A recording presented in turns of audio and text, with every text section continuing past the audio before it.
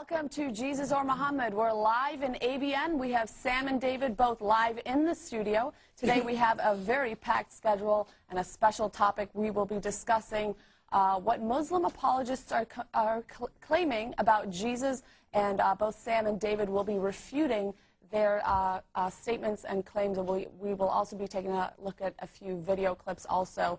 A lot of Muslims are saying that God cannot be born, so Jesus cannot be God, and they're saying nobody's ever seen God, so there's no way that Jesus can be God. And they're making all these other statements and claims, and so what we're going to do right now is take a quick look at a clip, but before that I'd like to introduce you both to Sam and David. Welcome back to the show, both of you, and Brother David, if you just want to give them a quick introduction about the clip that we're going to see right now. Yes, we're going to look at a couple of clips of Dr. Zakir Naik during this program. There are tons of clips we could look at, and in the coming months we'll certainly look at more.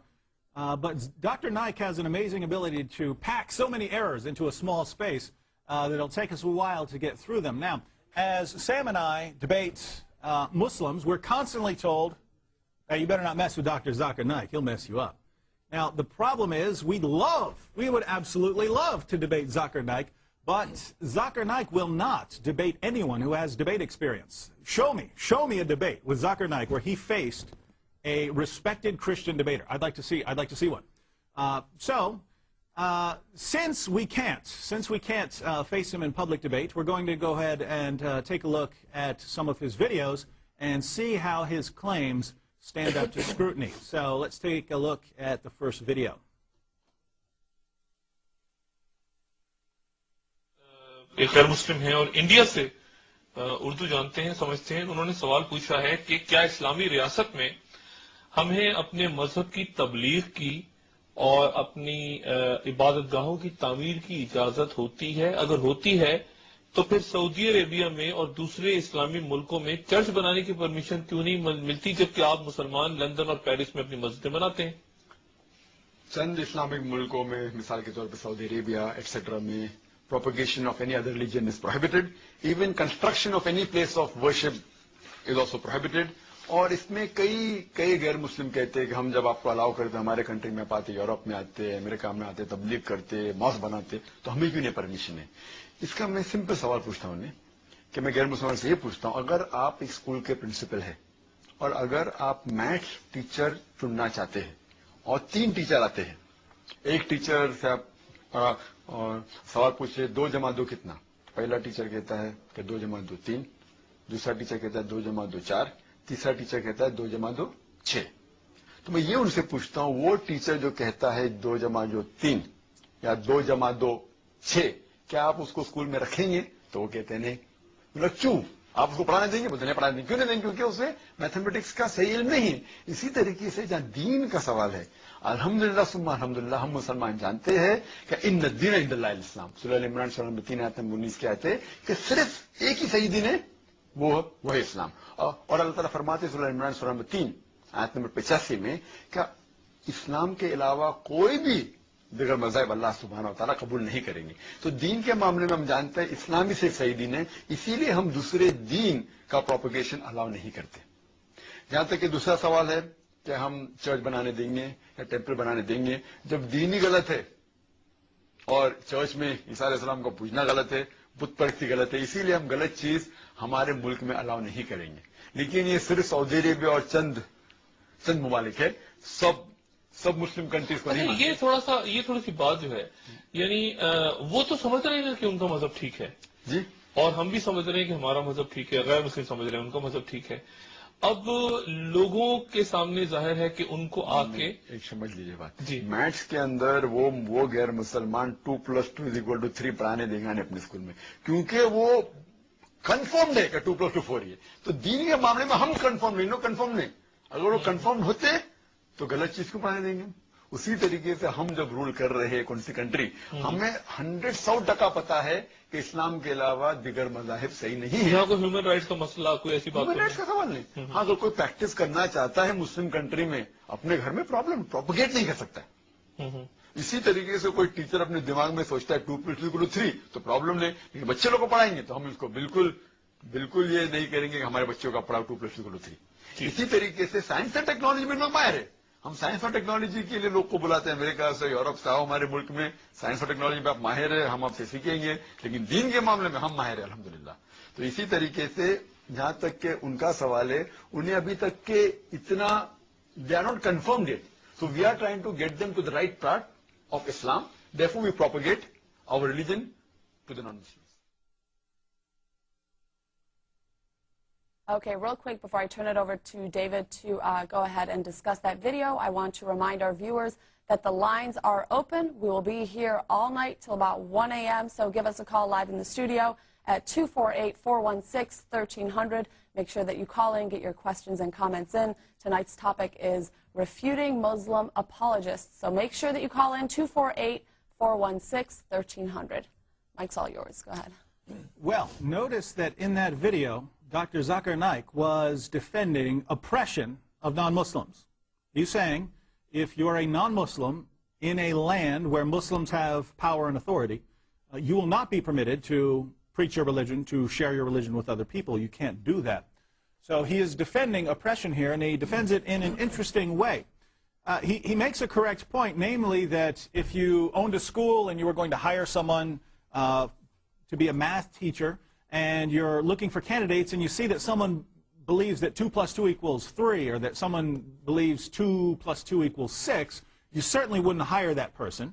The only person you're going to accept is someone who says that 2 + 2 = 4. So, similarly, why would you allow a Christian to teach in your land when the Christian is going to say things that are false? This apparently makes sense to Muslims, but it's important to keep in mind Dr. Naik is saying that Islam is so true that it's just like the claim that 2 + 2 = 4.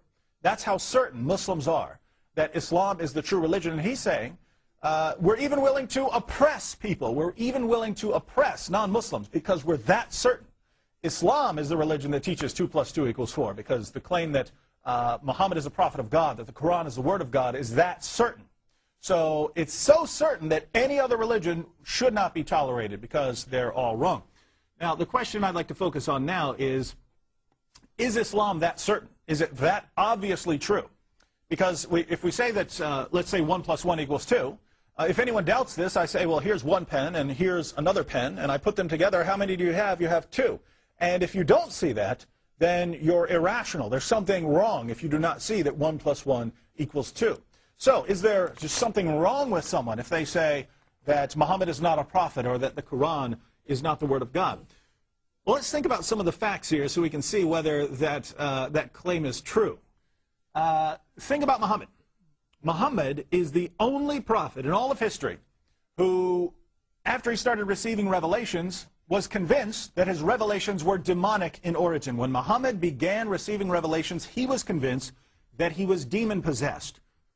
He went to Khadija, and she called her cousin Waraka, and they convinced him. No, you're not demon-possessed. You're a prophet of God. That's why this is happening to you. So think about this.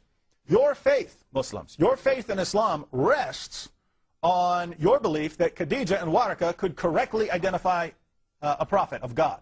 So I would like to invite you to call us and tell us why you trust Khadija and Waraka. Because remember, Muhammad thought he was demon-possessed when he started hearing voices or whatever you want to say. Muhammad thought he was demon-possessed. It was other people who weren't there, who didn't see what he saw. They convinced him that he was a prophet. So your faith in Islam actually rests on them. So Muhammad is the only prophet in history who thought he was demon-possessed. Muhammad is the only prophet in history who became suicidal because of his revelations. Muhammad tried to hurl himself off a cliff because he believed he was demon-possessed.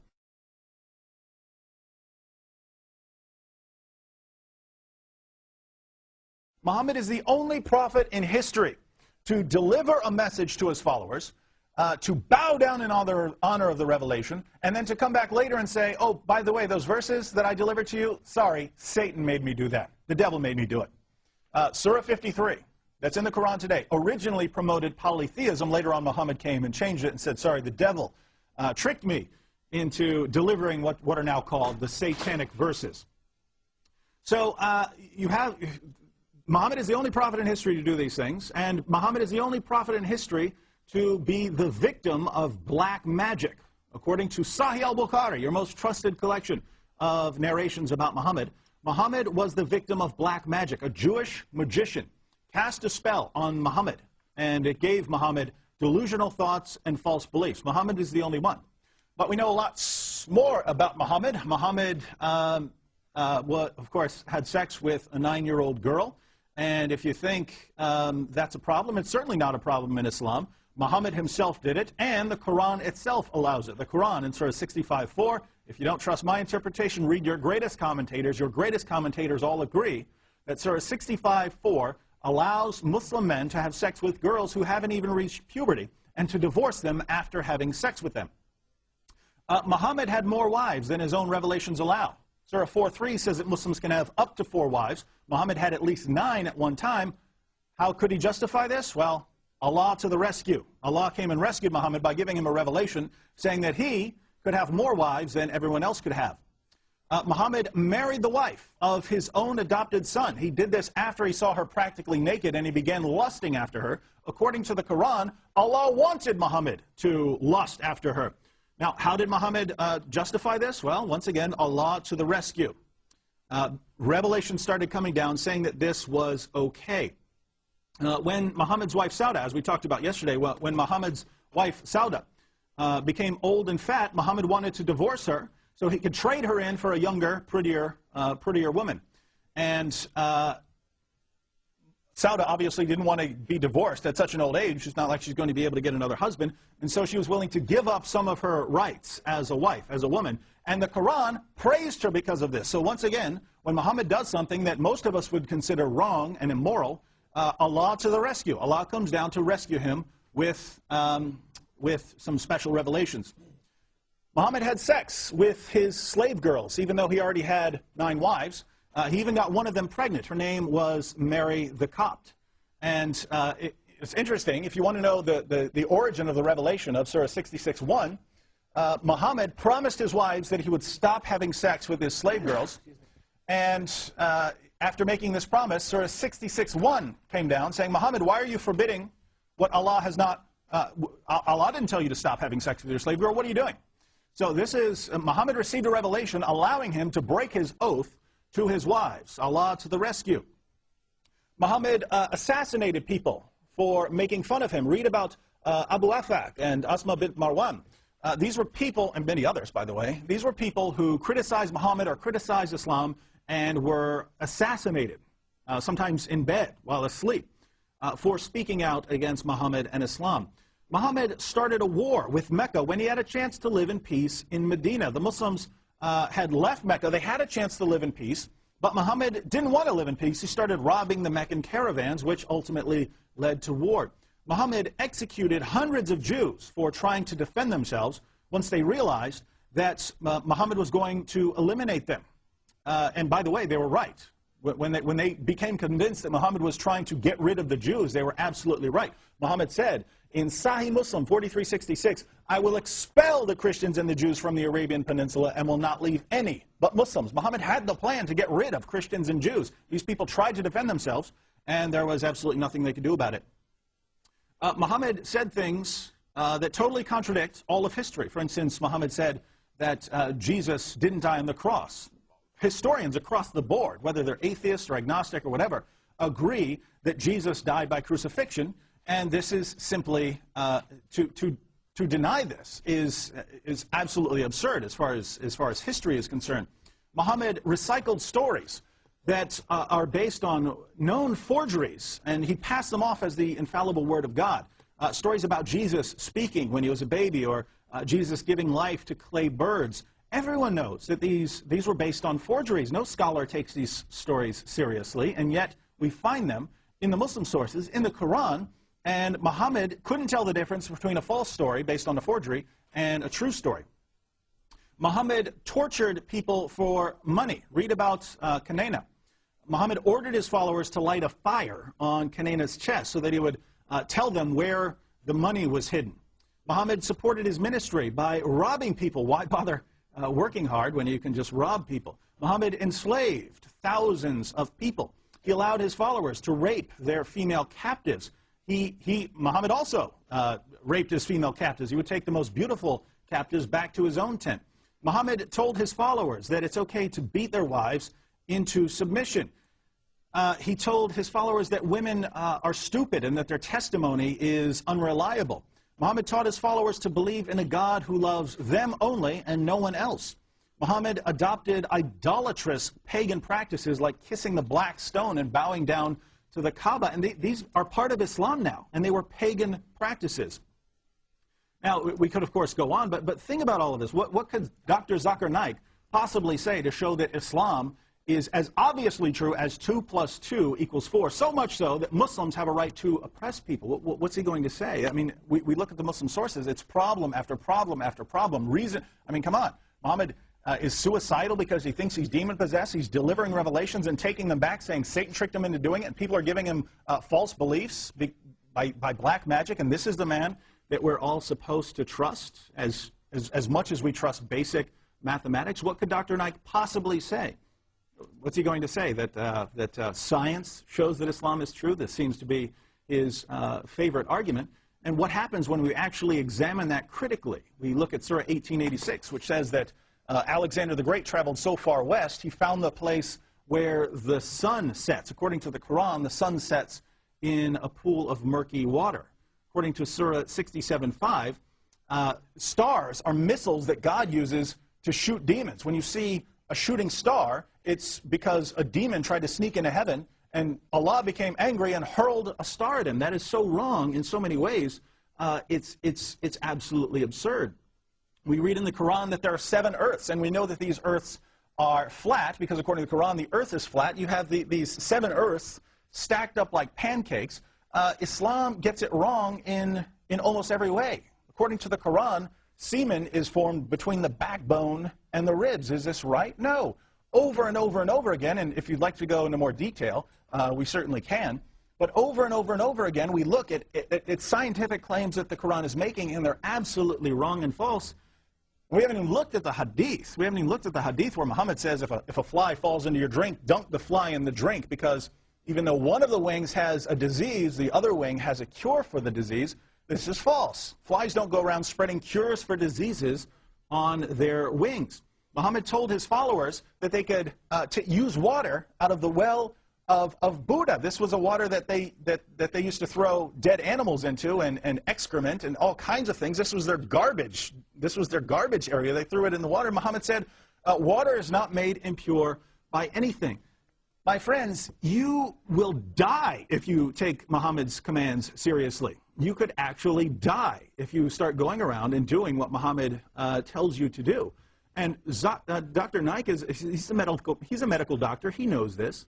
So think about this. Every single fact we can investigate about Muhammad tells us that he was a false prophet.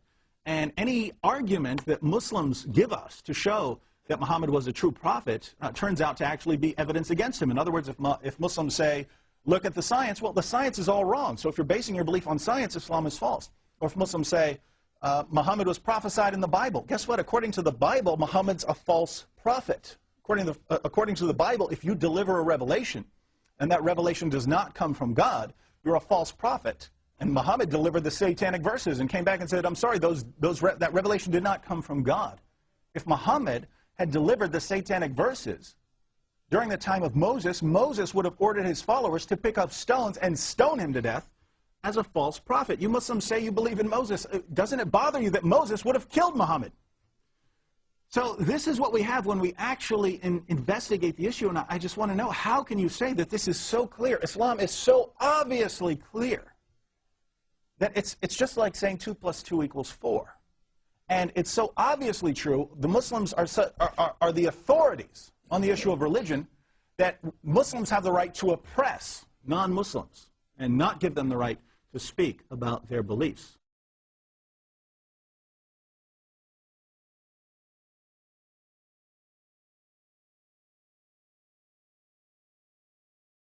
To be smart, and he said, okay, you know what, if you have a school and you want to hire a teacher, and you ask them, those teachers in the interview, 2 + 2 how much? One say 4, one say 3, one say 6. Which one you will hire? For sure, the one who say 4, right? He's assuming that the one who will give the number 4 is the Muslim. This is why they cannot go to the moon, right? Because they are so good in mathematics. This is why they cannot make a bicycle, because they are so good in mathematics. Even the nuclear weapon you made in Pakistan, everything you stole from the West, it's not your made. So where is the mathematics you are talking about? And as long as you are mentioning mathematics, I want to show you something. Maybe you can help me out. Chapter 4, verse number 11 and 12 in the Quran, Allah need to go to school. If you read this verse carefully, you will see the following, that in the case of inheritance, if somebody die and he have daughters, read the verse, take your time. Simply, I will make it simple for you. If somebody die, he have 3 daughters and 1 wife and 2 parents, his father and his mother. This person, he died, he left those behind him. The inheritance should go this way. Watch with me and let us love together. It says that 2/3 will goes to the females, which they are more than 3. Okay, 2/3 of the inheritance. And notice carefully, of the inheritance, not because the Muslim they try to fool you, say whatever left, of the inheritance. And then a 6th share of the inheritance for each of the parents. And then we will see that the women, the widow, in verse number 12, she is going to take 1/4 of the money.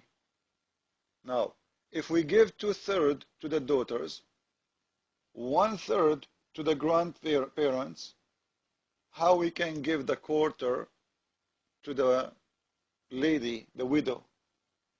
And notice in here, I did not put a son or anything. I just made it very simple, just to show him that his God, he is so dummy in mathematics. Secondly, if we go to different verse in the Quran, as the following verse. Remember, he said, Quran says Allah accept only Islam as a religion. Chapter 3, verse 85, right? Let me show you that Allah accept other religion. Chapter 5, verse number 69. The guy, he was asking him about the Christian and the Jew and other religion. The Quran in chapter 5, verse number 6 says that those who they are believe in Quran. This is the first option. And those who they are the Jewish, who follow the scriptures. And the Sabians. By the way, it doesn't say scriptures. This is between 2 marks, and this is in the translation. And there it says Alladina Hadu. Hadu, which means the Jewish, the Yahud. And the Christians. And any who believe in Allah. And anyone, not necessarily from those religion. Anyone, or the last day. And work righteousness. On them shall be no fear, nor shall they grieve. Now, a question, number one, the Muslim, they might say to you, oh, you know what, he's talking about those who follow Isa against him. So whatever he say to them, don't worry, you will be in heaven, I'm not against you. Yeah, we have the same before. False.